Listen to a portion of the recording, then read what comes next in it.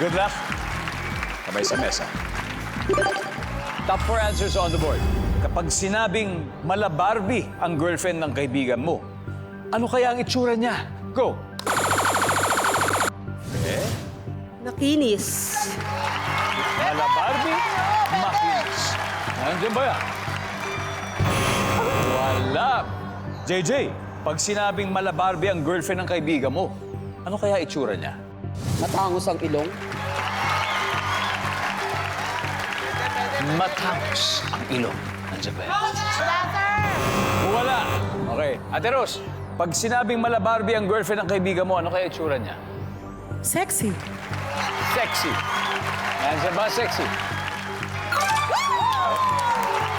Ace, pwede mo pa makwenta pa. Again, pag sinabing mala Barbie ang girlfriend ng kaibigan mo, ano ang itsura niya? Maganda. Maganda. Nandyan ba ang maganda? Top answer. Ace, pass or play? Play. Let's go. Final round ito. Final round na. Dalawa na lang to. Ronnie, pag sinabing mala Barbie ang girlfriend ng kaibigan mo, ano kaya itsura niya? Matangkad. Matangkad. Nandyan ba ang matangkad? Wala. Rashley, mala Barbie daw ang itsura ng girlfriend. Ano kaya itsura niya? Mahaba ang buhok. Mahaba ang buhok.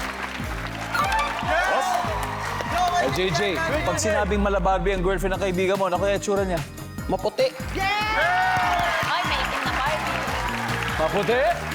Ito na kaya yun? Ito na kaya hinahanap natin?